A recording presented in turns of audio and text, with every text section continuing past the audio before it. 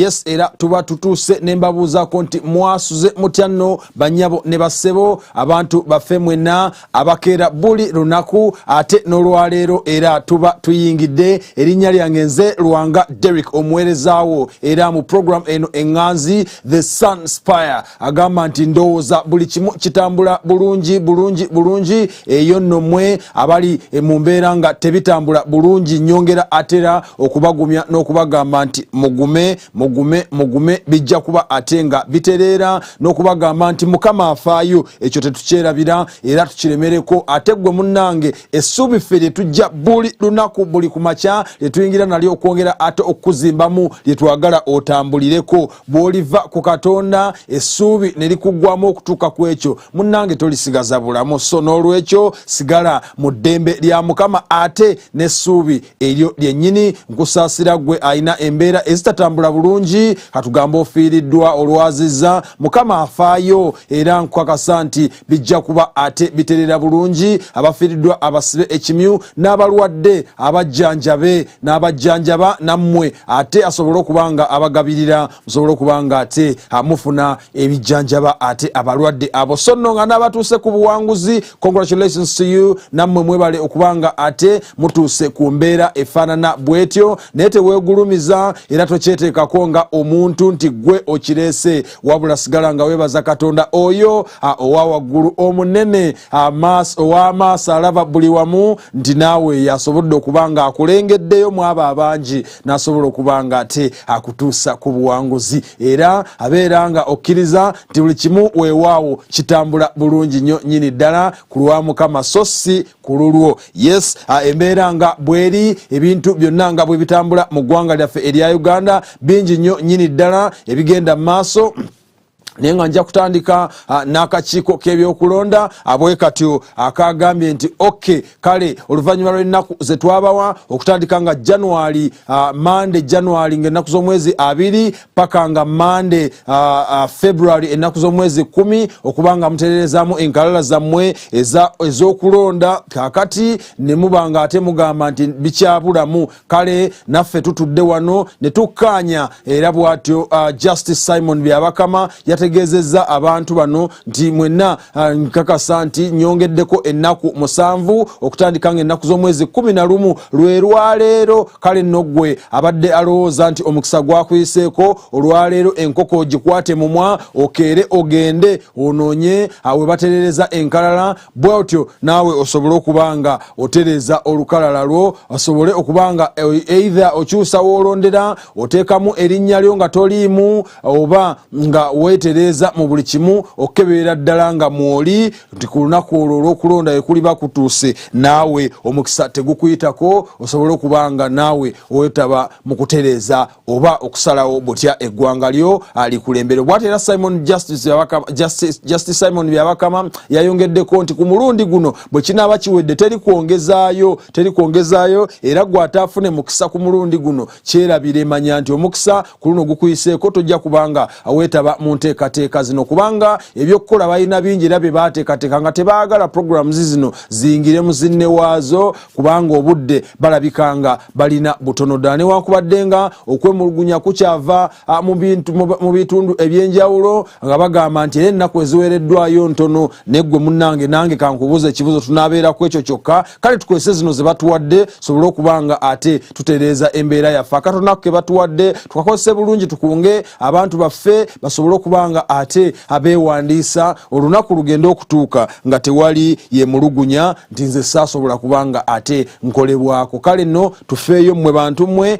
ku lw'akakiiko k'ebyokulonda mbakubiriza mwenna tukozese ennaku zino 7 ze baatuwadde sobole kubanga ate tutereeza enkalala zaffe ebiseera biri we binaaba bituuse bitusange nga tweteeseteese bulungi nnyo nnyini ddala olwaleero essaawa 5 wali ku State House Nakasero ab'ekitongole ekivunaanyizibwa ku bigezo ekya UNEB awamu ne Ministry y'ebyenjigiriza bagenda kuba basinkana Minister ow'ebyenjigiriza Janet Kataha Museveni okumukwasa era n'okumwanjulira bwe bityo ebyava mu bigezo ebya Senior 4 ebyatulibwa omwaka oguwedde kakati basobole okubanga babimwanjulira byonna nga bwe byatambula n'embeera yonna nga bwe yatambula ate oluvannyuma naye ajja kutwala omukisa ogwo ate asobole okubanga bwatyo abita ng'abyanjulira eggwanga tulyoke tutegeere tutya ate eggwanga bwe lyakola mu bigezo ebyakamaliriza ebya siniya ey'okunajjukira mulundi guno ebigezo bino bye bisookedde ddala mu nkola eri eya new curriculum oba eya hand zone. Kakati tulinze okulaba butya ate abayizi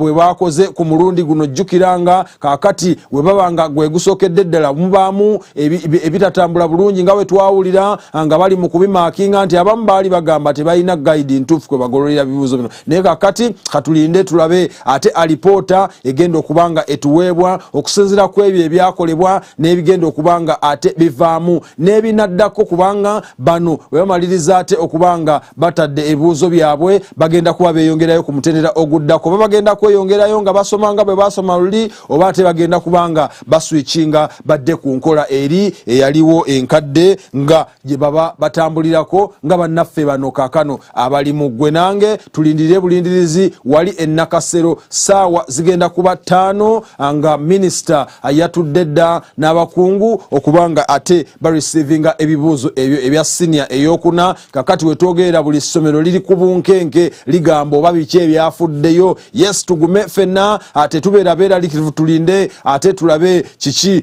mukyala w'omukulembeze w'eggwanga Honorable Minister Janet Kataha Museveni kyagenda okubanga ate abuulira eggwanga ekyavudde mu bigezo ebyo ebya siniya ey'okuna bye bagenda okubanga ate abata olunaku olw'olwaleero. Poliisi ya Uganda bweto nayo yayongedde okuteeka warning ku bantu bonna abeenyigira mu muze ogw'okusena amafuta ku bimotoka ebigudde. Kale nno embeera nyingi ebadde etuuka ku bantu nga bafiirwa obulamu bwabwe mu ngeri ey'ekiragajjavu oluvannyuma lw'okubanga abeenyigira mu mbeera ey'okubanga ebimotoka bwe bigwa badduka misinde n'ebidomola n'ebikopo n'amasowaani ne batandika okubanga ate bwe batyo basena amafuta ku bimotoka ebyo. Embeera evaamu ebimotoka byabika, abasinga ne bafiira mu muliro ate abalala ne bagenda bwe batyo n'ebisago. So olunaku olw'eggulo omwogezi wa poliisi omukulu Kituuma yagambye nti kaakati bagenda kutandika okugula emisango ku buli muntu asangibwa nga yeetaba mu kikolwa ekifaanana bwe kito. Njagala okujjukiza nti waliwo omuliro ogwakwata ematugaawo, abantu bangi baagufiiramu n'abalala bangi abagenda n'ebisago, so nga ate era ekimotoka ky'amafuta kyazzeemu era ne kisanga obuzibu bwe bumu ne kikwata omuliro ku lw'e Masaka eyo. Naye munnaye tetwafunye muntu yenna yalipootingiddwa nti yafiiridde mu kavuyo ako, naye nga abantu bakyagenda mu maaso n'okugenda okubanga beetaba mu mbeera ez'okubanga basena amafuta, naye ebibaviirako bangi babirabye, naye okuyigako kulabika kukyaganye mu bantu abo. Gwe nange simanyi lwaki tebeeyongera okubanga bafaayo eri obulamu bwabwe. Kaakati nno poliisi evuddeyo n'egamba buli muntu eyeenyigira mu kyo ogenda kubanga ate okwatibwa osobole okubanga ovunaanibwa mu mbuga z'amateeka. Banka enkulu eya Uganda we waazibidde olunaku olw'eggulo nga nayo eri mu kwesiima, kubanga oluvannyuma lw'ennaku esukka mu 1000 oba emyaka egisukka mu 3 nga tetulina gavana wa banka nkulu. Olunaku olw'eggulo abadde akolanga gavana oba deputy governor wa banka eyo omukulu Martin Ating Ego bwatyo yafuuliddwa gavana omujjuvu ate era n'aweebwa omumyuka we Professor Augustus Nuwagaba okuva wali Makerere University. Kaakati nga banka enkulu bwe twogerera eyina gavana ate eyina ne deputy governor, bonna nga bali substantive era nga amanya gaabwe gaweereddwa dda eri akakiiko ka parliamenti kasobole okubanga kageekenneenya, basobole okubanga bayisibwa bwe batyo batandike okubanga bakola emirimu gyabwe mu bujjuvu. Njagala okujjukiza nti ne wiiki ewedde twafuna ekiwandiiko ekyali kironda abalamuzi newankubadde kyasooka ne kiwakanyizibwa, naye okusinziira ku mawulire agava mu State House omwogezi wa president omukulu Kirunda munamawulire wa president bwatyo n'avaayo n'akakasa ebigambo ebyo, era na kino yazzeemu naye n'akikakasa bulungi ku mitimbagano gye tikituufu omukulembeze w'eggwanga yalonze dda Dr. Martin Ating Ego ate ne Professor Nuwagaba Augustus Nuwagaba okubanga omu gavana ate nga omulala deputy governor wa Bank of Uganda. Tuyozaayoza bannaffe abo ku lw'obuwanguzi ate bwe batuuseeko, ate era ne tubasaba okubanga bakwata omumuli ogw'okufuula Bank of Uganda Uganda banka eyenjawulo mu ggwanga lyaffe erya Uganda ko n'ensi yonna nga kyakulabirako emivuyo tulekerawo okubanga ate tugiraba okwetoolako mu nsi yonna eri egaza abahamazi bagamba nti banaatera okuwotendewalirwa ate basazeemu enteekateeka gye baatuukako eya ceasefire oba ey'okustopinga okulwana basobole okubanga ate babaako be bakola mu ekyo nga baali bakkanyiza okubanga bawaayo ate abasibe be baatwala ne Isirayiri ng'ewaayo abaayo naye kaakati bagamba nti Isirayiri eyitiridde ate okubanga etyoboola embeera gye bakkaanyaako naye nga nabo kaakati bagamba nti singa tewabaawo kikyukamu Saturday bajja kuba nabo beekyanga balekeraawo okubanga bawaayo abasibe bwetyo Isirayiri nayo nebaanukula negamba nti singa mukola ekyo naffe amagye gaffe tugatadde ku bulindaala essaawa yonna wabaawo ekigenda maaso tujja kuba tubabuulira okusinziira ku mwogezi w'abahamazi akakundi akalwanyi aka Qassam Brigade agamba nti nno abakulu bano bye bakkaanyaako bingi tebabitadde mu nkola bakyataddewo embeera enzibu mu kitundu ekyo kya Gaza Strip naye nabo kaakati baagala babateerewo embeera balabe ate ekinaaba kiddako kitegeeza ekyo nti olutalo olwo olwali luyimiriddemu mu kitundu ekyo ekye Gaza tuyinza okubanga ate tululaba nga luddamu okuseka ate bwatyo Trump naye yayongeddeko ebigambo binagamba oba baganye okuta abantu yes mubaleke ate embeera eddeyo basobole okubanga ate bakubwa jjukira ku mulundi guno President Trump ali ku luyi olwa Isirayiri era nga gyawagira omukulu Netanyahu Prime Minister wa Isirayiri yakyaddeko mu America ne batuulako ne Trump wansi Trump n'amutendereza jjukira ate ono anoonyerezebwako oba yayitibwa kooti y'ensi yonna eya ICC ate nga Isirayiri si member ne USA si member kale katulinde ate ebinaaveeyo naye tusabira mirembe gyokka gisobole okubanga ate gibukala mu katundu ako ak'e Gaza embeera ereme kubanga ate eddamu okutabuka kale nebaza gwe akeddeko kubiriza munno yenna gyali atanaba kutwegattako ajje naye atwegatteko ate embeera esobole okubanga etambula bulungi nnyo nyini ddala wano ku source of inspiration and hope the Sunspire amakya getukutuusaako buli lunaku togivangako kale nno tugenda kuba ate tugendako ewa comfort ate oluvannyuma tukomewo n'ebiri mu mpapula z'amawulire tovaawo.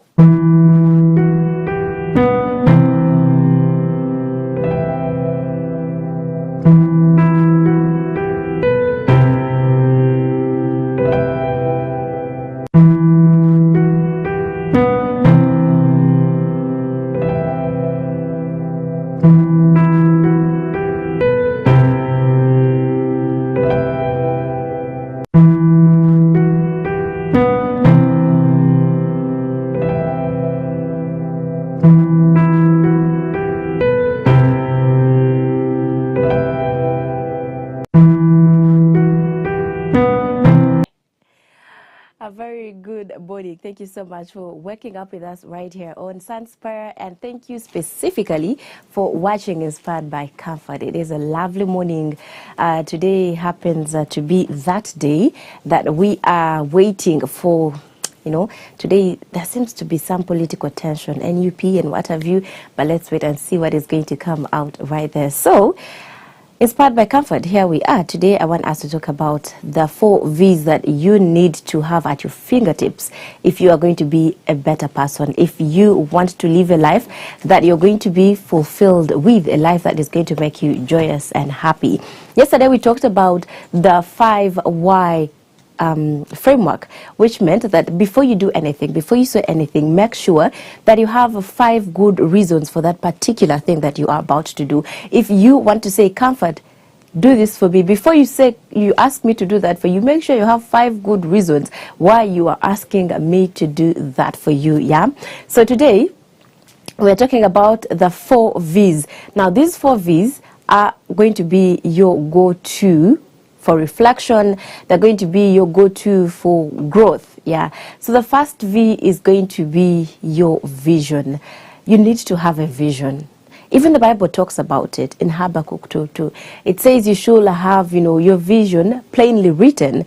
Your vision is what is going to guide you. When we look at the creation story, God had a vision. I believe God had a vision. He didn't just wake up one morning and said, okay, because I lack what to do, because I am bored, let me start creating. No, God had a vision. So before you just wake up and start doing something or doing anything, make sure that you have a vision. A vision helps you to, keep clear. A vision helps you to have clarity. A vision helps to keep you motivated, keeps you going, because you are looking at the bigger picture. Now, so many people confuse visions with missions. Mission is what you are doing to see that you accomplish your vision. Vision is the bigger picture. Vision is the end goal, that now you are done doing this. What next? We see companies having visions. We see, schools, we see entities having visions. And normally in my coaching sessions, I tell my clients, do you have a vision? And so many of them do not have visions. As an individual, how can you not have a vision? How is that even possible? How are you leading your life? A vision is what is going to guide you. You see, when we read in the book of Matthew that tells us to go to all the corners of the world preaching, there is a vision in there. When Jesus Christ came to die for you and me, there was a vision in there. So as Christians, as children of God, we should be able to emulate the perfect example of Christ, who is our, Redeemer, who is our perfect example. So it's very important, paramount, that you as an individual have a vision. Then the second V is going to stand for values. What are your values? At the end of the day, if you have visions or if you have a vision and you do not have values, it's going to be very difficult for you to be able to meet those, to meet your vision. I'll still give you an example of Jesus Christ. Jesus, when he came, he had his values, which is why even when the enemy tried to confuse him and told him, if you are the Son of God, turn this stone into bread because you are hungry. At that particular point, I don't know if it were me, if it were you, whether we would have been able to stand that temptation. But Jesus Christ was able to, because he had a vision. He was aware that at the end of the day, if I do this, then my vision will not be met. And that vision was redeeming you, redeeming me. He had his values, which is why he was able to tell the Satan, you know what? Man shall not live on bread alone. And then the enemy goes ahead and says, you know what? If you are really the Son of God, throw yourself down, and the angels shall be able to get you, and you will not hit your feet. But what did Jesus say? Because he had values. And he says, get behind me. Now, values are what are going to help you to keep on track. Values are what are going to help you to overcome, these challenges that might come your way, the obstacles that might come your way, because you know your values. If you are the kind of person that has integrity as your value, you know that if I'm working with this organization, my value is this. I believe in this. Then if temptations come, maybe you are an accountant and there is an opportunity for you to add a zero on a certain amount of money, you're like, no, my value does not tell me to do such. You get it? So values help to keep us on track. Values help us to check ourselves. So it's very important that as an individual, you have your values well stated. And then the third V is going to stand for voice. What is your voice? How are you speaking? Are you speaking with authority? Are you speaking with knowledge? Yeah? Are you speaking with assertiveness, or you are the kind of person that is timid? We have seen people that have lost opportunities because their voices are not strong enough. We have seen people that will stand, like they know what to do, they know what to say, but they cannot be able to communicate that. So your communication is very, very important, and your communication comes through your voice. What kind of voice do you have? It's very important that you have a voice. How are you speaking? Still, I want us to look at Jesus Christ. Jesus Christ had a voice. He had authority that he would speak, and he was very sure about what he was speaking about. He didn't have, to play around or to sugarcoat things. He was certain of what he was saying. So it's very important that you have a voice. And your voice should be able to influence. Your voice should be able to communicate effectively. The last V for today that we are going to look at is validation. As human beings, we love validation. As women, we love it when we are told we are beautiful. As women, we love it when we are told that, we are smart. When you plait your hair and your husband, your boyfriend does not recognize that, you feel like, no, I don't understand what this person is, doing. So in the same way, you should be able to validate yourself. What are your strengths? There's so many of us that are very good at certain things. We have talents, we have skills, but we do not validate them. We are making ourselves inferior. There's so many of us. I have met people that will come to me for coaching sessions, that will come to me for counseling, and then they're telling you, Comfort, life is not making sense. I feel I am a failure. There is nothing that I do that really turns out well. And I'm asking, what do you mean there is nothing you're doing? And then you ask them, okay, what are you good at? And then they start doubting. They start second guessing. And yet I am able to see this person. I'm like, okay, based on this conversation that we have, I believe this person is good at that. So let us learn to validate our strengths. Let us also learn to validate our weaknesses. So many of us think that, it is not a good thing for you to validate your weaknesses. Now, there is no one that is perfect. For as long as you are under the sun, no one, I repeat, no one is perfect.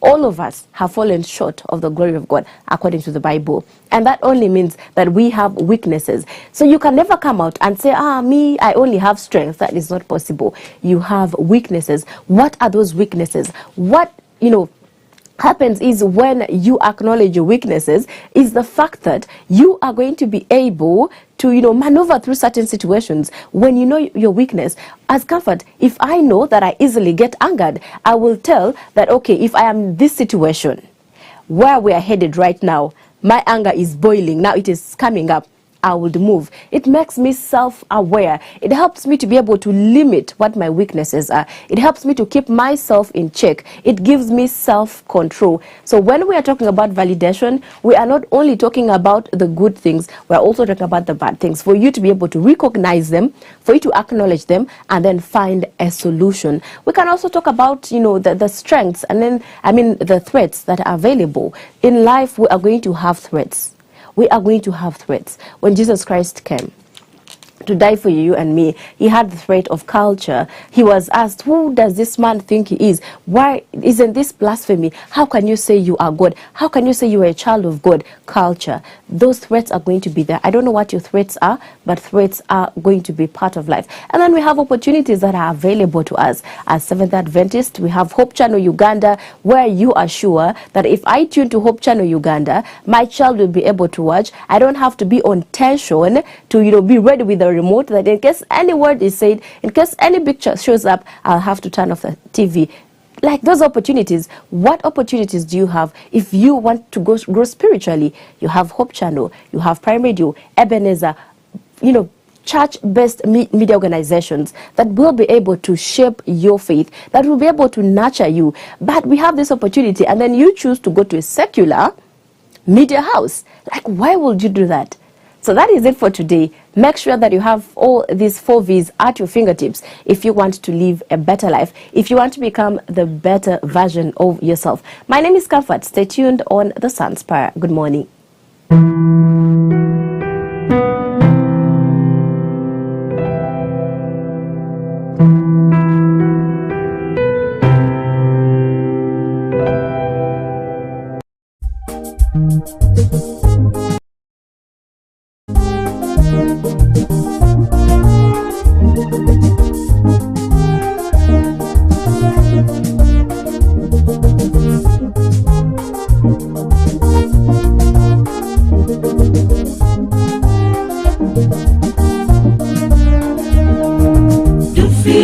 Ibyiringiro muri Yesu kubera urukundo atugirira kandi n'amahwema gukora ibyiza niyo mpamvu natwe duhora dushima niyo mpamvu twishize mu mahoro ibyacu byose ni ubigena duhora turirimba urukundo rwe kubera ibitangaza dukorera niyo mpamvu twishize mu mahoro ibyacu byose ni ubigena duhora turirimba urukundo rwe kubera ibitangaza dukorera.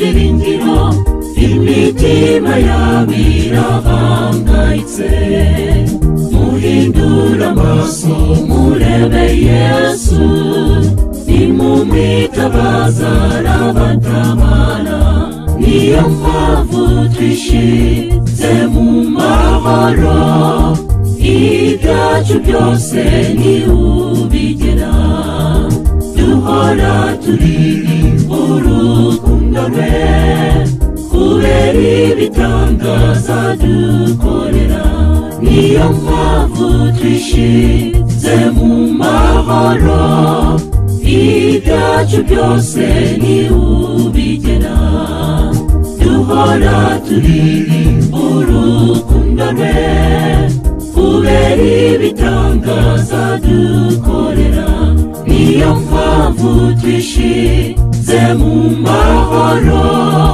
ibyacu byose ni ubigera duhora turirimba urukundo rwe kubera ibitangaza dukorera.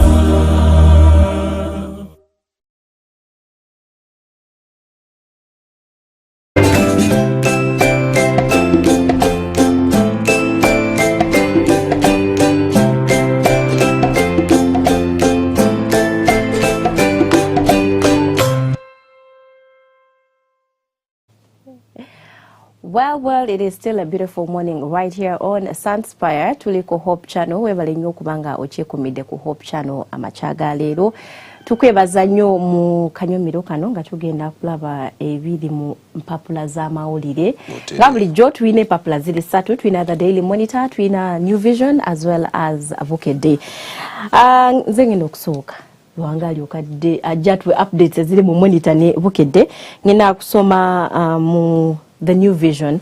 New Vision wano wetulaba on top of the paper batulaga ebiri mu Bank of Uganda. Are you aware nti tuina Bank of Uganda guno mupya governor? Twafunye governor mupya after 3 years.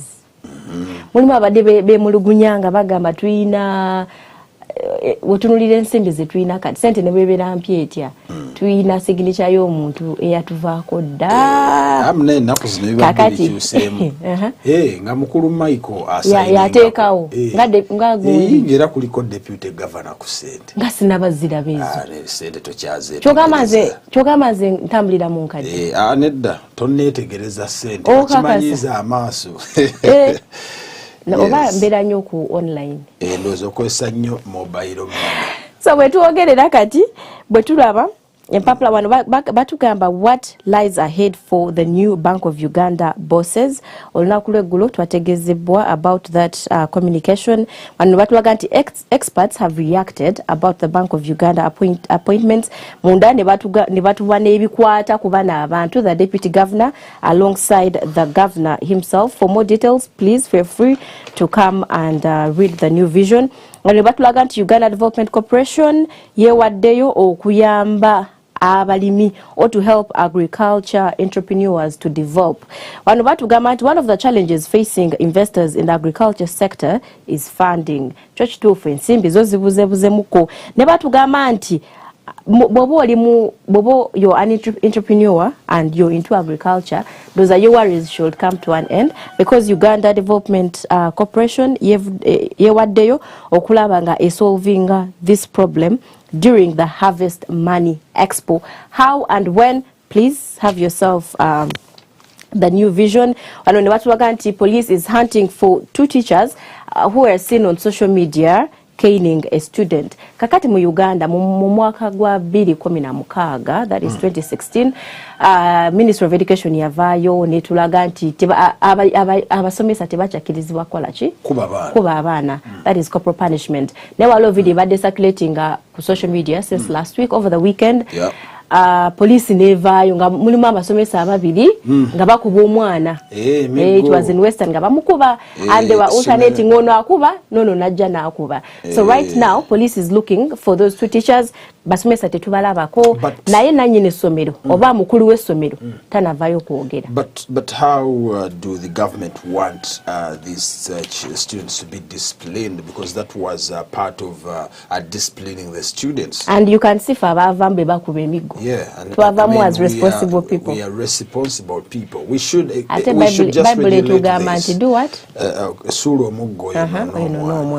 So may I believe that there is, and something that beats my understanding. I love talking about this from the American perspective. Omuzadde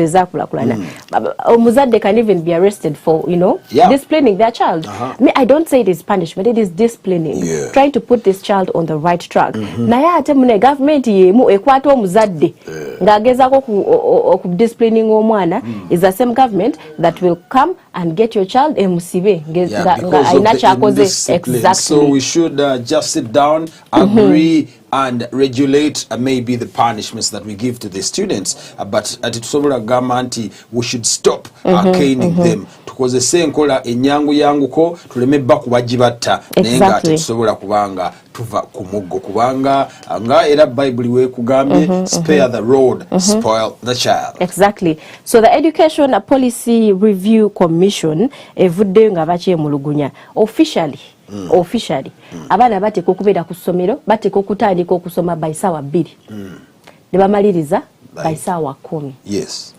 Naye tulaba abaana abasoma paka ssaawa 2 ez'ekiro, tulaba abaana abatuuka ku ssomero ku ssaawa 12. Nina omwana gwe mmanyi, omwana mukwano gwange by ssaawa 12 omwana bamwagala mu class. This is a P2. Like omwana ali mu P2. Naye omugamba nti by 6 tukwagala ng'oli mu class. Omwana by 5:30 baba bamugyewa. I remember very well when I was still in school, primary, I went to a UPE school, Munyonyo Primary School. We used to go to school. Actually, we used to start lessons at 8, and by 3. Before I went to Munyonyo Primary School, I was at Nachesaja Primary School, also UPE. We used to leave school by 3. Everything is done. Going back home. Because what I remember, more primary, we used to have only one lesson after lunch. Yes, that is it. And nowadays, I wonder what is the problem, because they want to pump a lot into the and you know what happens is, like you're taught to understand something. Naye ebyerakuzo bya kramwaka spoon feeding bya kramwaka omwana tetumuwa. So the commission evuddeyo ngegamba bannaye tuddeyo kuki, but I don't know how this is going to work. Recently zijukira the Minister of Education yavayo amafu omulungi n'ategeeza amasomero ti any person, any school that is seen nga bano n'abaana ku macha they'll be penalized. But I am yet to see something done about that. Nothing will be done on that, because I am yet abazadde tuli ready to give in our children babatwale ku ssaawa 11. I think it also tuli ready okuwa receiving ku ssaawa 2 ez'ekiro nga bakomyewo, because we are compliant, because we want them to be different children in the future. We are creating a future. We pay for extra. Their kids to be in certain schools. Kankusese okimanyi nti nina omuntu gwe mmanyi omwana ali mu nursery naye omwana asoma holiday. Omwana no ono muzadde alina obudde. But namugamba I don't understand. Omwana wa nursery holiday asoma yaki agenda ku macha ne bavaayo ku ssaawa 10. Nangamba munnaye obuzibu obuliwo, omwana wange nali saagala agende, but I realized tugenda okuresuming atamu ngali mabega. So what these teachers do is, what they taught during the holiday is what kwebulungereza the following term. So mulimu abazadde abamu nga tebalina budde. So for them banoonya where they should keep their children. So nabagamba, I think that is we have daycares. ECD centers are really growing up where you only take your child to be taken care of, not kusoma. Why would you put a nursery child through all that hassle. But I hope chebatugamba nti tugenda abana nursery tugenda kubatsoma just 1 year. I think that will the review that they did was the best, yeah. and I really hope it's put into. No, I mean a lot of people are criticizing it because of their own maybe ways and views. They will have to express them. Tetuganye naye era njagala tutunulire. Some people tell us that the world is moving so fast. Nti fabaso mangaluri we cannot compare ourselves to right now because omulembe guchusa and what have you. But I also want us to look at the quality of what we are putting out there. It's very, very important. Olakulwa lero nga maliriza. I know if you sat for your UCE last year, omutima gukuli mu banga. Bobo oli muzadde ngo ino omwana. I know you're just eagerly waiting, but I believe lero tujja kuba tumanya. Sure. Over to you. All right. To the Daily Monitor, the heading, the big one is finally, after awaiting the appointment of Dr. Michael Ating-Ego as the Governor, Bank of Uganda ends the period of waiting for 1,114 days since the death of his predecessor. Jukiro yegata ku banka mu 2022. Yes, ngasikira omukulu Kasekende Lois. Abwatyo kakati abaddawo nga deputy for the last 5. Yes, naye ndoza ekisanja kye kisoose performance ebadde nnungi okusinziira nga bw'olaba ebyenfuna ne siringi ya Uganda agitaddemu ku maanyi. I think even accountability. Anti kati ate wajjidde nga ka haste kali akenkaaga kabaddewo naye ebirala ndooza mujja ate musajja muyivu. Yeah, muyivu. He knows what he's doing. Yeah, surely. Ne gwe bamugaseeko is the best. Waliwo yagambye nti twafunye governor omupya naye deputy governor yandibanga asinga governor amaanyi. Simanyi ekyo simanyi nange wekigwa naye ekyo sikiyingiramu ogwange gwakubuulira ggwanga buli kimu nga bwe kiri. Yes, so kakati ate olunaku olw'eggulu twalabyeko ababadde bali ku march nga bagenda ate okulaga obutali bumativu bwabwe eri speaker wa parliament abo nga si balala be ba PLU. Naye wano mu Daily Monitor batugambye nti General Muhoozi supporters march to parliament flops. Ojja kusoma olupapula otegere lwaki yafuuse flop embeera nga bwe yatambudde olunaku olw'eggulu ndooza baakomye mu kkubo bwe batyo ate ne baddayo. Ate omukulu wa polisi yatugambye mbu they got clearance. Yabafunye clearance naye ndooza bwe baatuuse mu kkubo along the way ne boonoona. Ndooza ne balaba nga baweze bangi ne babagamba nti nedda namba gye mwatugambye erabika siyo. Naye ojja kusoma olupapula ojja kutegeera ensonga lwaki flop eyo yabaddewo naye ne batusuubiza nti bakomawo mu maachi nga bamaanyi nyera awo mukulu yennyini mu mwezi ogwokusatu. General Muhoozi Kainerugaba yajja okubanga abakulemberamu bajja bakkiriza be banaamanya. No kyengamba oli okulembera nze siriyo sibiriiko ebyo katulinde bulizi wano batuleetedde Professor Nuwaga was rise to central bank leadership. Oyo abadde mu consultancy gye bayita Rev Consults gy'abadde akolera emirimu consultant wa World Bank organizations ez'amaanyi. Kakati wano page zino zonna ziriko Bank of Uganda n'embeera nga mwegenda okubanga bwetyo etambulira. So bannakigezi mpozi gwe tova kigezi govaawa ovaruwa banaye bannakigezi bo bafunyemu kubanga recently babadde bakafuna deputy chief justice omukulu Flavian Zager. Kakati ate bafunye ne deputy governor Bank of Uganda. So ekitundu ekyo katugambe nti kifunyemu nnyo mu kaseera kano. Naye nga kifunyemu oba individuals be bafunyemu? No, kitundu kye kifunamu because what they get here is what they take the other side. So bwendo nze Besigye yazzeemu okubanga ate agaana okulya. Mbu yazzeemu okwekyanga Ingrid tulinawe ate lwaki yekyanga okulya kubanga Besigye ojjukira parliament bwe basindikayo ababaka to go and see his state ne bagamba bwali bulungi. Yes, ye kenyini mbu n'agamba his food is brought in. Kakati olwakitali mmere anti nange alabika kali mu kwekalakaasa.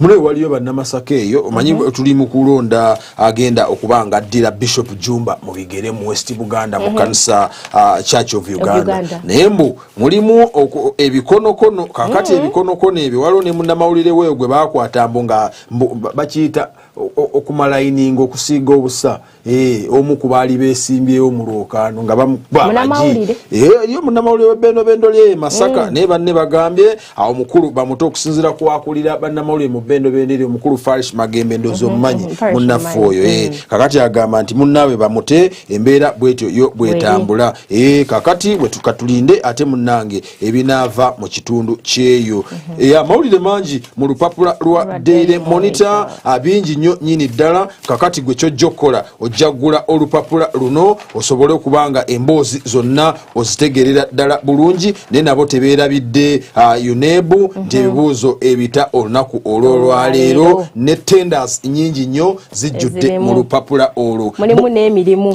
byonna bibeera omwo so kakati ndowooza mu lupapula lwaffe olwa Bukedde ngenda kubanga nkusomera lukwakwayo minisita afulumya leero ebya senior 4 etteeka ly'obufumbo eppya lyogeza ababaka n'abakulembeze abalala ebiwuniikiriza jjukira naye banne mu tteeka lyo tusooke twogere ne ku kino juzi mba ndi ku gundi ku mutimbagano gwange kwembeera nga gezaako gobeera amawulire nga bwe gatambula mu nsi nga ndaba munnaffe omusumba Sempa nga tagamba nti abasajja babawe olukusa bawase abakazi abalala nengamba yiye musumba abadde ki ngavudde ku ki simanyi nange kyamusanyusa nagamba babaleke so kakati ate era awesa siwe nalabira abakazi ate okimanyi nno ne mu bwe tutula legally mu bufumbo that is acceptable mu Uganda mu mateeka gaffe it is only church wedding that is safe. It is only church wedding. Kubanga luli twatunuliranga civil wedding. Ngonga when you go for civil nga biwedde kiba kiwedde but you only entitled to one partner. Then alabye mu this new gundi nga bateekamu element nti in the new omuntu asobola okugenda civil na having a more than one woman. Munna ebyo byenkugambye ate ne traditional ba zine emikolo gye tukola egy'okwanjula those are those cultural marriages nazo they give you the opportunity to have more than one partner. So omuntu ayinza okwebuza why should I go for church wedding, why should I do nga nkoze civil abaffe so ate bannaddiini bo bawanda muliro ku nteekateeka eyo bagamba nti nedda anti tulinamu bahaji kati abannaddiini nga bahaji naye nga abakyala bo sebo awo nakulabira n'abakyala abagamba nti n'abakyala bakakati bakkirizibwe basobole okuwasa nedda nga gwe bwofuna nga naye agenda afuna tulaba mu ggwanga kyeyo nga tuli mu tit for tat. Nino omukyala gwe nalaba ku social media juzi wano e Nigeria ng'alina abasajja basatu nga bonna bakimanyi bonna nga babeera mu nnyumba y'emu eriyo ne munnaffe wano oba omumanyi mu Uganda ojja muŋŋamba nja mukugamba nga tetuli kumpe bayinza omutegeera awasa sigyeraga eyo so nga KCC owa KCC atabuse ku batembeeyi jukira kakati tulina Idi omupya naye yazze n'ebibye abatembeeyi balina okubanga ate bafuumulwa okuva ku makubo akakiiko k'ebyokulonda kongezaayo gavumenti egumiza abalwadde ba siriimu ku ddagala so nno ng'ate bannakampala abasuubuzi ebizimbe ebi babigadde mpuliddeko ekya BMK ne papa rent afuuse rent iye ate jo twasomye ku maka g'omukulu Jole Lutaaya era bagakomezaawo ebizuuse ku butakkaanya mu famire ya Jole Lutaaya mu ebiri so nga ate ne minisita alaze ebiremezaawo okugoba abantu ku bibanja byabwe na bano bazannye omuzannyo ba abe bazannyo omuzannyo ku bizibu ebibaawo ng'omusajja awasizza abakazi abasukka mu omu sibe twadde twogerako wali emabega kakati gwe ojja kugula olupapula lwa Bukedde osome emboozi eyo osobole okutegeera biki ddala ebibaawo singa omuntu agamba nti ngenda kuwasa abakazi abasukka mu omu olabe obulungi obukirimu mwanattu ate n'obubi obukirimu yoyo ate abadde Bukedde Minisita Kasaija eggulu yabadde ayogera mu East Africa Development Bank abadde symposium n'ategeeza banansi nti Uganda tuyinza okuba nga kale mulimu ebigenda okuddirirramukko okusinziira ku the slashing of the US aid naye n'ategeeza abanansi nti mubeere bagumu ebyenfuna economy egenda kusigala ng'eri ku alaali kuba Uganda weetuuse esobola okweyimirirwa era n'agamba ensi endala zirina okurespectinga Uganda era abana omusajja oyo eggwanga engeri gy'alyagala waliwo yakoze katera okukola yasooka n'abagamba tewali ssente aye n'abaana n'abagamba we have money we are going to have money nze kyenyiza okugamba mu Uganda bw'oba okaba obwavu kaba wekka obuzibu obuliwo ate abaziina mu bungi tebamanyi nakyazikozesa ate fe abatalina ne tubeera bubi nnyo naye nzikiriza nti bw'oba osobola okufuna ekyokulya ng'olina woosula osobola okufuna treatment totulemesa kuba jjinja wala we have to aim higher. You're aiming higher. Nechengeza okugamba oyina okusima where you are. Okay, appreciating where you are. Okay. Kuba mulimu n'omuntu nga byoyina tasobola kubeera nabyo. Kituufu ekyo nakyo okimanyi nti lwanga where you are right now waliwo omuntu akutulira n'agamba mukama singompa I wish I was there. Singompa ekyo. And Luanga is here saying I wish I was there. That shows you the human nature tetusiima. Yeah. So ketusiime tuyimiridde. You pray for something, you fast for it, tubayigiriza okusaba. Mukama olaba esala ya mukama etugamba tuwe emmere yaffe eya leero. Tufa ku leero ate olw'enkya. Tuwe emmere yaffe eya leero. Bible emu netugamba nti if you're mindful of the birds in the air and the animals in the wild, who am I that mukama basobola okuliisa. So I think it brings it chituze erife nga abantu okutegeera where we stand and who is providing for us. It is very important. Nze kati ngenda kutandika kusaba bwenti ndi mukama neyanziza okubanga ontadde mu mbeera eno mwendi ne munnange okuyayana kwange kwagala kubeera wali your will and not my will be done. That is the best prayer you can ever. Okuyayana kwange ontwale wali wanonsiima taata wendi nenjagala kubeera wali nkusaba ontambuze ontuuseewo. Bwe twali tusoma mu literature batugamba any statement you're making nogatako kagambo but oba obyononye and that is what you're from saying naye ati nsabye nensiima nti taata nsiima embeera mu empangaalira oba tosiimye omanyi omuntu asiima tabeera na but bobo osimye oba osimye ati kati nyezo ogamba taata nsiima naye kale kolanga bw'oyagala your will be done. Amen. Exactly. Kali, that was the review. Ate katumbule mu katono sobole ate okubanga tukomao n'ebirala tukyagenda maaso program Sunspire.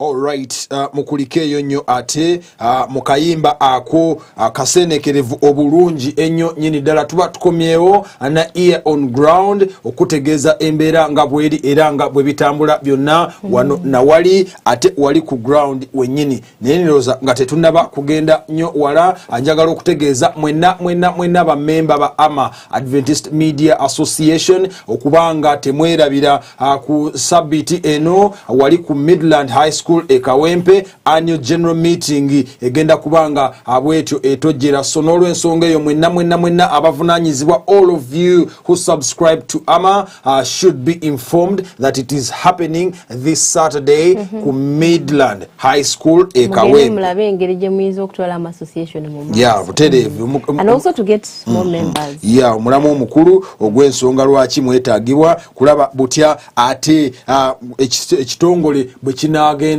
obulungi ennyo nyini ddala mu maaso fenna nga tukwatidde wamu nga bamemba so tobulayo essaawa ojja kuba ozitegeera mu abali mu group ya AMA ndooza mukimanyi bulungi nnyo obudde nteekateeka eyo bwegenda okubanga ebeerawo naye nga njagadde okujjukiza obutakyerabira this Sabbath wali ku Midland High School mu bitundu by'e Kawempe. Omusumba ng'afuna akabenje kibi nnyo kyannaku olunaku olwo lwantiisa nnyo mu bulamu bwe kubanga bw'oba wawona akabenje akafaanana bwe katyo nga gwe wakalaba nga kajja naye mukama n'akugjamu ng'oli mulamu abo tulabira amaanyi ga mukama awo otunulira emmotoka abagirabako n'abagitunulako essaawa ya leero tebasuubira nti mwavaamu omuntu butereevu nze bwe nagitunuulira nalowooza nti temuli wadde asobola okuba nga ate awonyeemu naye ate mukama n'amuwonya munaye omusumba n'abanga bw'ati yasobola okubanga avaamu kyannaku nnyo nnyini ddala nti bambi yasobola okubanga afuna embeera yo. Kakati twagala tutegeere embeera mwali. Yes, kubanga bambi okuva ku olwo tusaba busabi tugamba Mukama asobole kubanga amujjanjaba. Akyali mulwadde ali mu ddwaliro akuba ku matu, nenjagala tufune omu ku memba mu famire ate atubuulire abutya embeera ya musumba mwali kakano mu kaseera kano. Atugenda kuba tufuna mukyala w'omusumba ate bw'atyo atubuulire embeera omusumba mwali. Musumba gwe twogerako ye musumba Kafeero ow'Entenjeru. Yes. Hello. Hello. Wasuza otya nno maama? Bulungi se wasuza otya sebo? Eno Sunspire Luwanga Derek ne Comfort fe tukubiddeko. Sebo. Okumanya embeera mwe muwangaalira awamu n'omusumba.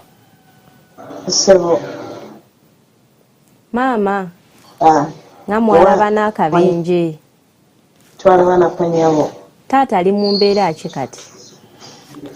Taata embeera gy'alimu kati bwakulaba akutegeera era asobola okwogera naye nga abasawo batugambye akyalina okubeerayo mu ICU kubanga akabenje kamukosa nnyo. Mu ICU yamazemu bbanga ki? Twatuuka wena we twatuukira bamujja ku Saturday bamutwala mu theatre. Kati bw'ava mu theatre ne bamuteeka kati waali naye nga bwe twatandikira waali wamutendera mulala ne kati waali wamutendera mulala gwa waggulu. Mukama yeebazibwe. Naye okulya asobola okulya, asobola okwogera? Asobola okulya n'okwogera. Kitegeeza nti kakati atereddetereddemu naye akabenje kava ku ki okusinziira ku baaliwo kubanga nkakasanga tannaba kubanga ababuulira ekyaddala ekyaliwo. Mmwe ng'abaalaba ku mbeera nga bwe yali musuubira akabenje ako kava ku ki? Akabenje kano kava ku kisino turaka kyalemererwa nekimulumba gye yali ku mukono gwe nekimukoona. Bwe kyamukoona yali yeesibye omusipi gwayongeranga kumyumyula kati n'akutuka amagumba gano ag'omukiwato n'atandika okubuleedinga naye omusaayi gulimule munda. Bwe twamuleetera wano ng'avaamu omusaayi mu bitundu ebya wansi naye nga talina ate kiwundu. Kati abasawo ne batugamba alina okulongoosebwa balabe amagumba gano balabe n'omusaayi guno gwali guva ku ki. Twatuka ku Friday ssaawa nga 7 ne batusuubiza omulongoosa ekiro ne batwongerayo enkeera ku Saturday ne batwala ku ssaawa 4 naye bagenda omutwala mu theatre saali ssaawa nga 9 n'abeerayo n'abayo ssaawa nga zigenda 3. Yali serious surgery, yali major. Ne batugamba nti musawo yagamba kyali kibi nnyo ensonga lwaki baalwayo kubanga yavaamu omusaayi muyitirivu nnyo era bwe bamugyayo embeera yali mbi nnyo. Ne bagamba tusigale nga tumusirisiza tusobole okumusaako omusaayi afune n'obujjanjabi. N'abatandika omusaako obujjanjabi ne bateekako n'omusaayi nga bagunoonya emmere. Enkeera ku ssaawa nga 11 ez'akawungeezi ku Sande we yaddira engulu. Bwadde engulu twatandika okufuna essuubi kubanga asobola okufuna ku kyokulya, asobola okwogera n'okunywa. Naye kati we tuli njoye bwateredde eddwaliro ne litugamba nti biiru eya kaadi ya insurance yaweddeko wabaddeko obukadde 20 batugamba bwaweddeko Katonda wange kati okutandika nejjo ne batugamba tumenye ensimbi ekifo waali buli nnaku beetaaga obukadde 2.5 kati embeera gye tulimu mbeera nga si nnyangu n'akatono ese kitegeeza nti mu nnaku ezasoose kumpi 3 ensimbi zonna ezabadde zirina okumuyambako ziraga nti zaweddewo ese mukozeewo nteekateeka ky'okulaba nga ate ensimbi zifunika mangu kubanga bambi obujjanjabi akyabwetaaga teekateeka tulowooza kuyambibwa mikwano tetenkanya naye nga si byabulakamu sente empitirivu kubanga twabadde tulowooza oba tuyinza okukyusa naye ne batugamba embeera gyalimu wetumugirawo obulamu bwe bugenda okumujja waali wali expensive twabadde tusaba batuze mu woodi ne bagamba no obulamu bwe bukyetaaga wali bukyali so sensitive.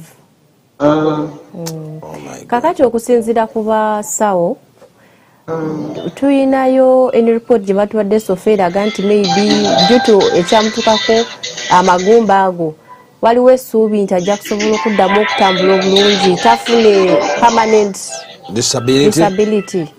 Baatuwadde essuubi nti mu myezi 3 gayinza okuba nga gabibuze. Mukama yeebazibwe bamusibye ebintu.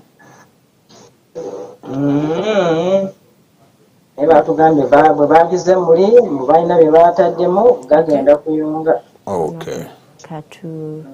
Kakati eyali etaze okuyamba obuyambi abasobola obusindika ku namba ki? Namba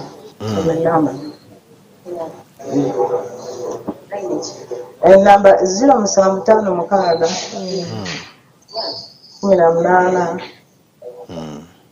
18 5 ereeta mannya ki? Nabiri Mutamani. Okay. Kati ongera okusabira musumba taata aterere mukama tukiriza nti yamujja wali ate alina amaanyi okumujja mu mbeera mwali n'okutugabirira ajja kutugabirira mpozi ekirala nga tetunagenda aba kampuni eno yo ya Sinotrack tebalina buyambi bwe batuwaddeyo sofa sijja kulimba olw'okuba twali kubira mulwadde temwafaayo nnyo kubalondoola ebyo simanyi kuba tusobola okukola ku follow up ne tulaba normally such accidents yes n'emmotoka ezo zibeera insured so on top of buyambi bino bwe tusobola okulaba tulaba engeri gye tuyinza okufollowing up the matter kyenzikiriza nti ensonga eri mu police surely kubanga emmotoka ya musumba yalabibwako nga eri ku poliisi kitegeeza nti neyagitomera esobola okubanga enoonyezebwa nefunibwa nayo neereetebwa ku poliisi netusobola okubanga ate naye bambi afuna okuyambibwa so kakati maama abaagala okukyalira ku musumba bakkirizibwa oba embeera tennaba kubakkiriza kujja kumukyalira? Sebo tebakkiriza bagamba emwaisi teyingirayo bantu naffe batwabuyisaawe ez'okugendayo. So kitegeeza nti abagenyi bagira balindako bwe bajja mpozi nga babuuzako ffe nakutusabira wano weewaawo nakyo kikulu nnyo katulabe engeri gye tuyinza okuyamba ku musumba n'okumusabira kuba ekyo nakyo kale naffe enamba tuddamu okugisomera abatulaba tweyanziza nnyo Naalongo tujja kuba twongera okuwuliziganya nammwe naye katu nga Sunspire tuli wamu nammwe mu kunyolwa kuno n'okuba nga tusabira omusumba okuba nga assuuka mangu. Okay, bannaffe nga bwe muwulidde Nalongo bw'abadde alambulula era n'okulambika embeera nga bweri kaakano Musumba akyali mu ICU oluvannyuma lw'okuba nga bambi yafuna okukosebwa ku kitundu kye kino ekya wansi, amagumba bwe gaasibwa omusipi guli n'avaamu omusaayi mungi naye nga kirungi yalongooseddwa ate nadda bulungi nnyo engulu. Naye kaakano mu kaseera kano ekyetaagibwa z'ensimbi ez'okuba nga ate asobola okuba nga ajjanjabibwa bulungi nnyo nyini ddala. Ennamba ebasomeddwa ebadde 0756 noti 7556 18, that is 18 59 59 0756 18 59 70 oba noti 7556 18 59 70 okusobola okuweerezaako obubaka bwonna bw'osobodde okusobola okuba nga tutaasa embeera y'omusumba mwali mu kaseera kano nga obwetaavu weebuli beetaaga ensimbi okusobola okuba nga bakyagenda mu maaso n'okumujjanjaba ate asobole okuvaamu obulungi. Weewaawo. Yes. Katwongere okusabira omusumba tukkiriza nti Mukama ali wamu naffe. Weewaawo. Kale tweyanzege, that was that segment. Kakati ate katuumulemu katono ate tukomewo.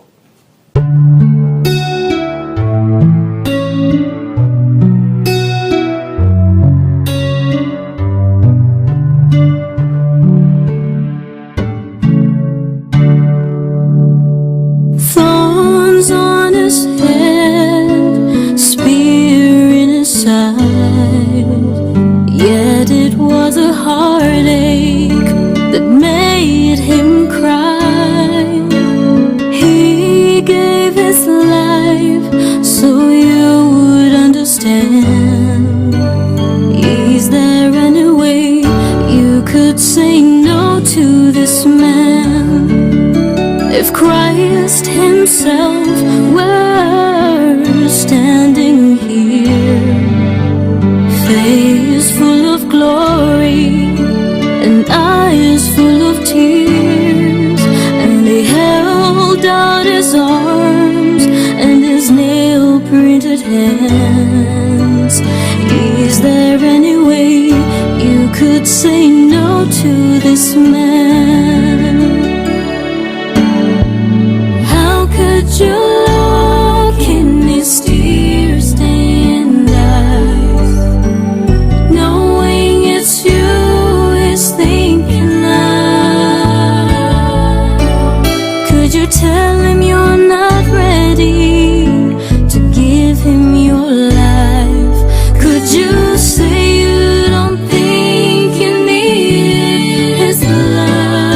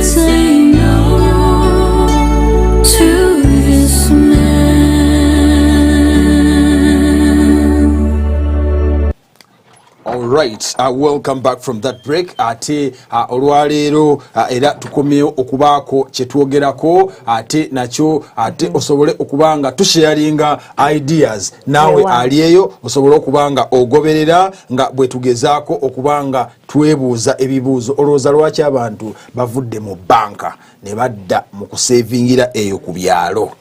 Omanye ennaku zino abantu bakabye nnyo banka banka mwayingiramu obubbi banka bwezagira nga tukkiriza nti this is our safe place oterekayo nsimbizo and you're safe naye tuwulidde bangi nnyo abavayo nga bakaaba not only omwavu n'abagagga n'omuntu eyafuna looni tulabye abakaba nga batwala ebintu byabwe nga yet they basasula nina gwe mmanyi juzi wano bafuna loon okay tata yafuna loan so tata naava mu bulamu bwensi abana ne basigala nga basasula loan kuba tata yali yasinga y'amaka gaabwe loan ne bagimaliriza ogisasula naye banka netandika babuzaabuza nga tyagala baddiza ekyapa so I think the bank has lost public trust yensonga lwaki abantu basalawo kale sente zanka zibeere mu nyumba manye nti zajjiridde mu nyumba aba bazibbidde mu nyumba awo omutima gubeera mukakamu okusinga than when you keep something with someone you trust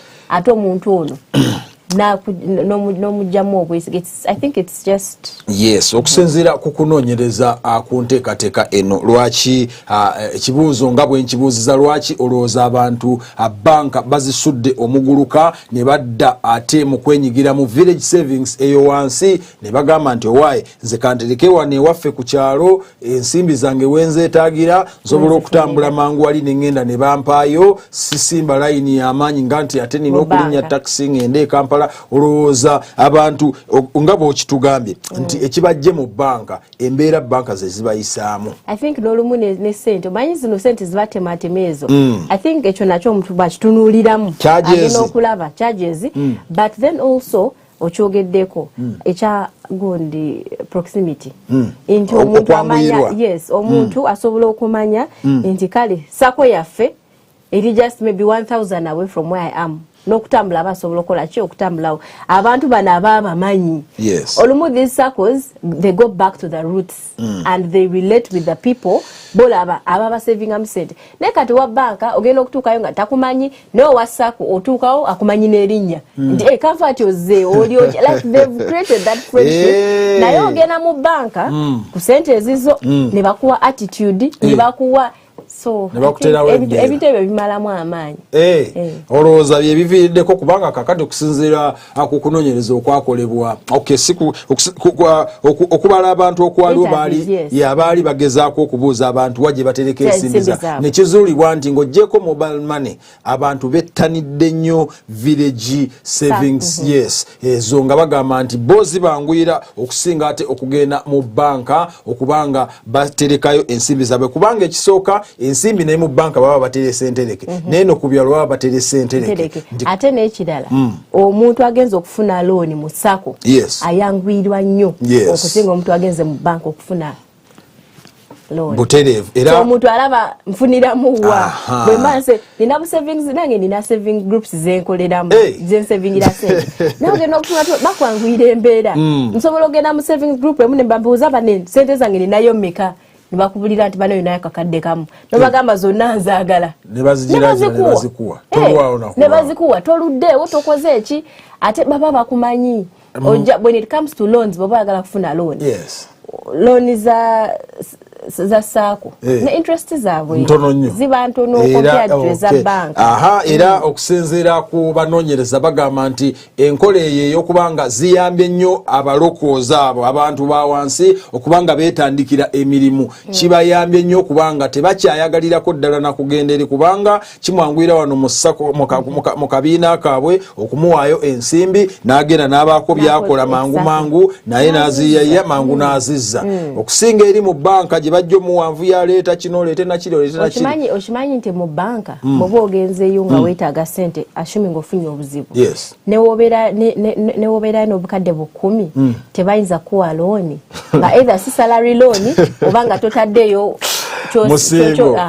Naye ne saako azonga zoli member ng'olinayo ssente olumu ne beba kusaba n'olumu bamanyi no kaso bera member n'ofuna akweyimirira musaako yennyini exactly nga wa musaako n'obanga owedde olumu bagenda n'ewuwo ne bakubuza biki byolina ebyobugaga nti nina TV yange yiiyo nina obuliri bwange buuwo ekitanda n'ofuna looni kwegamba I think saako egezeza saako zaategeera obwetaavu saakos are dealing with the problem of people abawansi and if you realize ebintu ebisinga okukola mu bulamu bw'ensi are things that come out as solutions to problems when so saako zaategeera challenges za banka and they are now working in line with okumanya okay banks zina this and this challenge I think this is the best way that we can work through it ne banka zivuddeyo nga Centenary okulaba nga nabo bakyusamuko mulimu some packages that they give to different groups of people naye ndooza bagenda okukitegeera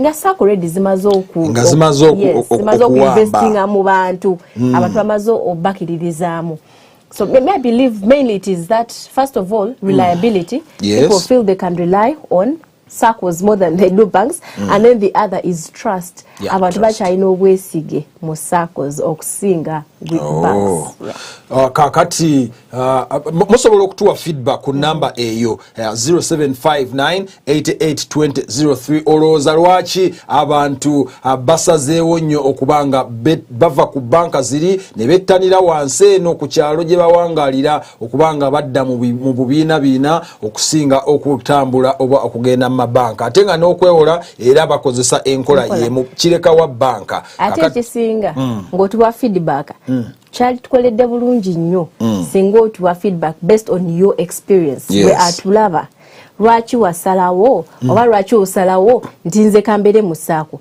kambere mu savings group eno neme kubeera mu banka sente zange neme zitereka eri oba neme kusavingira mu banka wabula nsavingire muki mu saako kijja tukola bulungi singa osobola okutuwa your own experience tujja kusiima you can call in butereevu oba osobola okubanga oweereza message kyonna kyoweereza tujja kuba ate tukisoma era ate weerabira tuli era live ku TikTok tuli live ku app yaffe tuli live ku YouTube so kakati gwe agamba nti tosobola kubanga otulaba obeera olimba buli wooli tukufuna oba buli wooli otufuna ate era okyasobola otulaba even after the program has ended kuba stream ejja kusigalayo ku YouTube osobola ogendayo and you catch up and when you're watching please give us feedback otubuulire biki bye wali agadde bye tuba twogerako who is that person gwe wali agadde tukyazeko wano ensonga ki ezigenda maaso eyo gyoli ear on ground twetaaga okumanya gye tutali what is happening because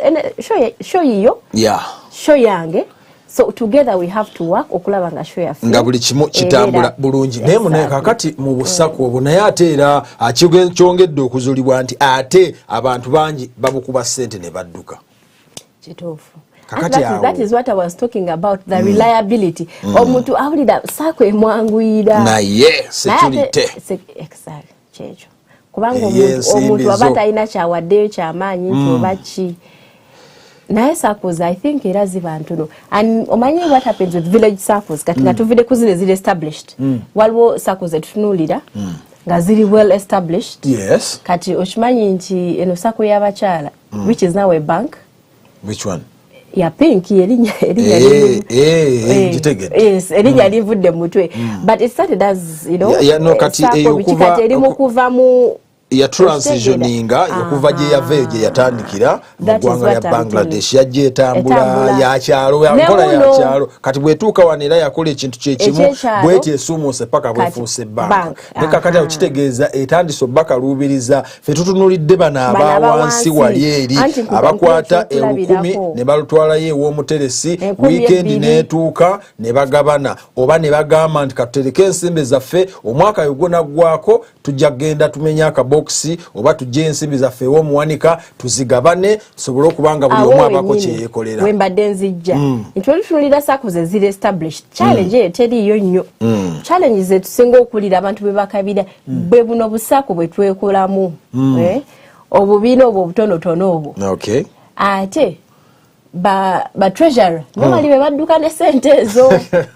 kati chiba very okay oba chiba very important chiba ne juzi wano what happened when they set a blaze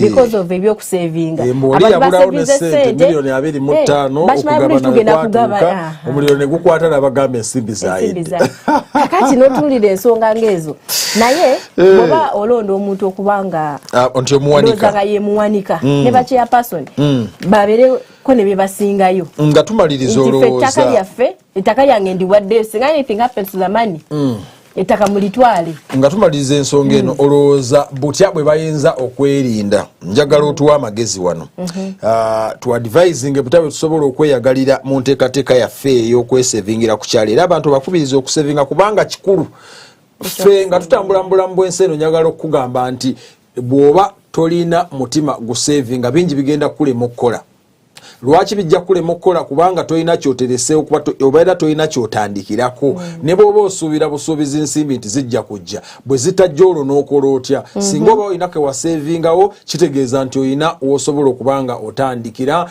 olw'ebirala ne bikusanga awo mu kyo kaakati twagala otuwe enkola tusevinge tutya twekwate tutya ate oluvannyuma security y'ebyo bye tuterese nayo otuwa amagezi ab'ebibiina abaliko bawulire nti kano tubadde tetunnakakola naye kaakati singa tunyweza wano ekibiina kyaffe kijja kutambula kaakati ekisooka bwe twogera about savings kati no sagala I don't want to go into details because it's going to be do not go into details but when I'm talking about ebya savings normally I have finance classes with my clients and what have that is why I'm asking you that bank bugamba nti sente zonna zofuna abeerako ne percentage ngabo omanya nti 10% is tithe 10% is that beerako ne percentage ofuna sente zo omanya nti 10% is tithe ojjeko tithe funa 50% of your money, whatever income you have. Ogameti, this 50% is what I'm going to be spending. This is the money that is going to pay my rent. This is the money that is going to do this. And then you can have 10%. I did guamtalaze. You put it aside. And then you have 20% savings. It is innocent no matter what happens. Nino saving at 20%. If it is 20,000, 30,000, whatever the amount, try to live within these 50,000 shillings. I mean the 50%. But when you do that, you are training yourself. Kat, where do you choose to save your money is also very important. Saving in a place where you'll be able to get returns. When I save in the circles, then I'm saving. I'm adding one of the circles. Nesaga kola kalango. Malete senti. But swasuli baleta kalango ku hope channel kalange. But what I'm saying is, into one of this, what we do at the end of the year, bampereza message. Kubanze ndude nogenda yo. Bakwereza message. Inti banaye. Ofunyeyo sente bweziti out of the money that you're saving. So try to see that where you're saving money from or yongedwako, like your money is not just redundant but it is working. So while your money is working ogenda kubangwa, and then abaina circles while you're choosing omuntu baterekera sente, make sure this is someone that has something to lose. Omuntu nga ati okuswala omuntu nga akimanyi nti singa anything happens to these people's money, I have something that I am losing. I have something that I am losing. Mulimu abantu abamu nga they have nothing to lose. Nga ne bono omuswaza, ne bono yogera ati bana egundi yabbye sente zaffe, ye tajja kuswala, talina kigenda kumutuukako. And then lastly, make sure that while you're saving money, tokkiriza muntu kutereka sente mu gundi. Munyumba ye sente zammwe open a bank account. Open a bank account eyasako yammwe sente buli mwezi abenga bawa statement. I know it is money. I know that it is money. Nekibayambako kumanya sente zammwe ngamwateekako n'ebijinji abasayinga abenjawo. Exactly. And make sure that you have more than one signatory. Sio n'omuntu nti yeka yasayininga. And desist from okulabanga sente zammwe zivirayo mu ATM. Nemukosa ATM. When able to do those things, otereka sente zo bulungi. And you're better to go. And the beauty about saving with circles is you create relationships. Obera nenkolagana with different people. You're able to find help when you need the help. So I advise that while you're saving, better mugezi. Tweyanzege, that is what we wanted you to know today. saving kikulu nnyo wa wotereka sente zo fayo okulabanga mugoberera bulungi nnyo bye musavinga naye ate gwe naawe atulaba olwaleero manya nti ensimbi zo wozitadde zikola ngaye bwakugambye nti afunayo akameseji nti owaayi kino bwe kitibwe kitambula ate ne security ku nsimbi zammwe kikulu nnyo nyini ddala mmwe abasavingira wali wansi ku kyalo tweyanzeege ate katukomewo ne Sunspire Sports.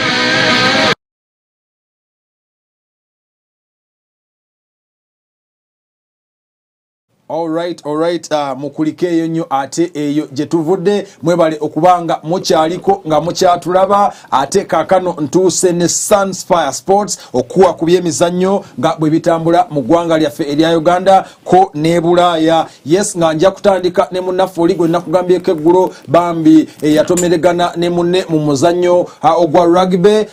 Eagles bweto bwe yalinga esamba ne Buffaloes bwatyo yafudde era olunaku olw'eggulo bamukungubagidde omwana oyo Kayondo omutwe gwe yakuba ku munne bwe guto gwe gwamviiriddeko bambi okufa. Twongera okusaasira tiimu eya Eagles ate n'omuzannyo gwonna ogwa rugby mu ggwanga ne bannabyamizannyo okubanga ate munnaffe bwatyo yasobodde okubanga atuva ku maaso. Olunaku olwaleero liigi y'eggwanga ekomawo mu nsiike nga tiimu eya URA bweto egenda kubanga ate ekyalira Vipers wali ekitende so nga ate ne Sports Club Villa abwetyo egenda kubanga ettunka ne Wakiso Giants wali mu Kyabaggu Stadium mu bitundu bye Wakiso. Awo liigi eno ebadde ewumuddemu okumala akaseera kakati nga empiira gino ebiri gye gigenda okubanga ate giggulawo empaka ezino omulundi ogwokubiri oba second round kakati nga liigi etandika n'obululu obwa Uganda Cup nabo bwakwatiddwa bulungi nnyo nyini ddala era nga kakano tiimu nga bwe zigenda okubanga zisamba round of 32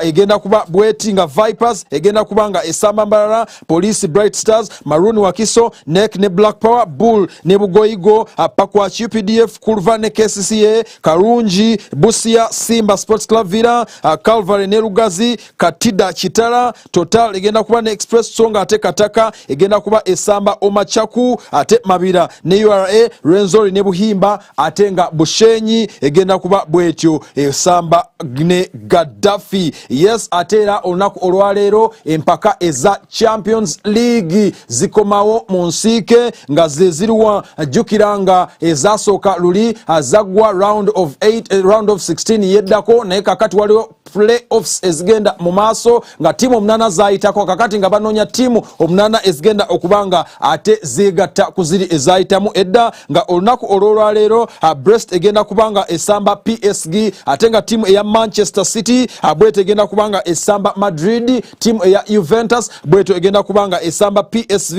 ate nga Sporting Lisbon bweto egenda kubanga esamba tiimu eya Dortmund. Okay, that was Sunspire Sports. Twebaza nnyo okubanga mukyali kumpewo mukyatulaba bulungi nnyo nyini ddala temuvaako programs nyingi ezikyagenda maaso ffe bwebaza okubanga mukyaliko nemba kubiriza nga maliriza gwatannaba kubanga weewandiisa genda okebere enkalala z'abalonzi genda okaka sente erinnya lyo mweriri gwe ayagala okukyusa okuva enakasera okudda esalaama duka misinde osobola okubanga naawe okyusa akaluluko ke kasalawo botya eggwanga lyo ab'oyagala likulemberwe. So faayo nnyo okulaba nga otereza olukalala lwo naawe osobole bwotyo okusalawo butya bw'oyagala okulemberwe. Toyanza nnyo toyanzege temuva ku Hope Channel program The Sunspire we sound out today. Mwebale nnyo mwebale ddala Mukama Katonda abanjagalire.